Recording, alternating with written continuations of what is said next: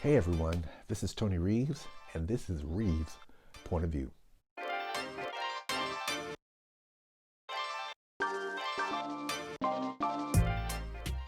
And today I want to talk to you about why it's important for you to stop talking when your attorney tells you to.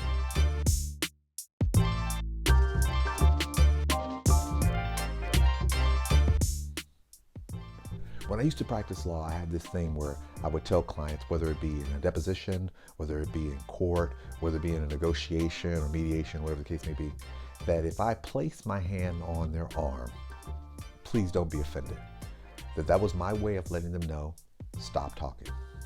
And a lot of times what happens is that when people don't understand why that's important, I have to explain to them, and I'm pretty sure a lot of other attorneys have done this as well. When an attorney is sitting there representing you in a variety of different capacities, they only want you to provide enough information as necessary to advance your case in a particular way. But a lot of times what happens is that people find themselves in this position where when they're talking, they believe they are the person who is best able to be able to articulate their situation, that they're the ones who can truly communicate what's going on. Let me tell you why that's not necessarily a good thing when you have an attorney who's trying to get you to stop talking. You got to understand, your attorney knows your case. And sometimes what happens is that the person whose case is involving, they're thinking, well, I know all the facts in my case. Yeah, but you don't know all the law with related to your case.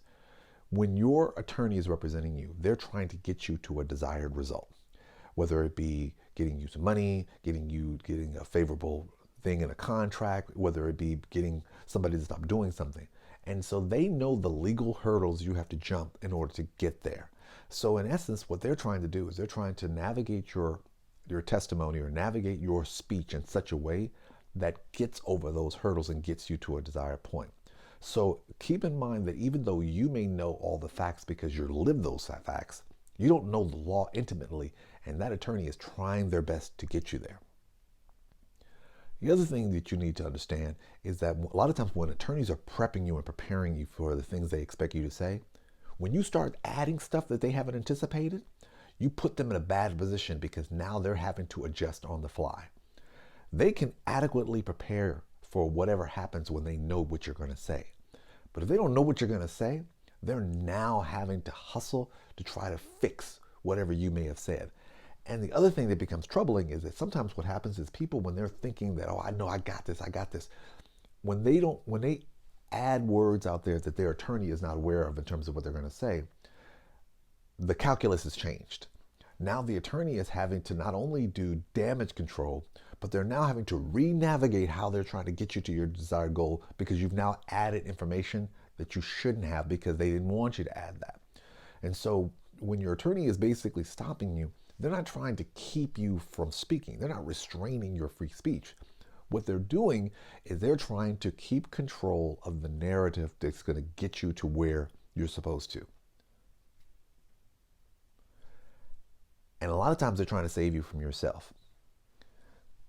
This is going to sound crazy, but I used to have this happen in depositions when I would prepare clients for depositions. I would always tell them, and you would have attorneys, answer the questions that's being asked. Do not add anything more than what they've asked for. So if they ask you for a narrative, you can give a narrative. But if they ask you a yes or no, and you're worried that by them asking you a yes or no, they're painting you into a corner, just answer the yes or no. Because part of the reason why you have an attorney is to help you out of those corners. But what ends up happening is that people take it upon themselves to think, I'm smarter than that other attorney, so I'm not going to let them paint me into a corner. So what I'm going to do is I'm going to answer this thing the way I think they're looking for me to answer. Let's be clear. Unless you're a mind reader, you don't know what they're doing. So what happens is that you're thinking you're smarter than an attorney because you're anticipating what you think they need. But what you may not realize is that something you've provided them was more important to them than it was to you.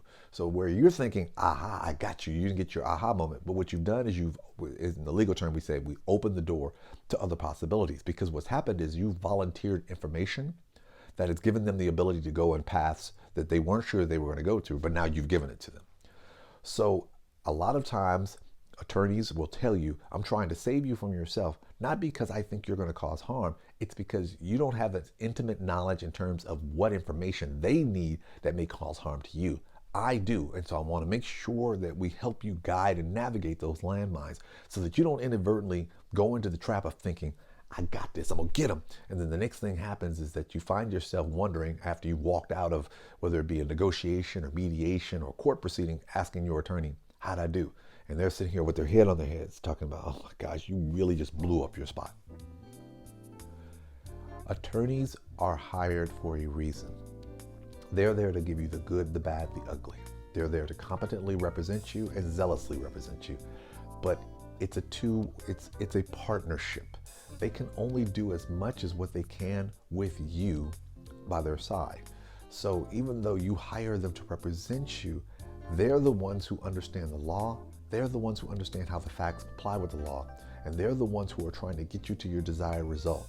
So when your attorney is telling you to stop talking, again, they're not trying to restrict your free speech. They're trying to help you get the desired result that you hired them to get you.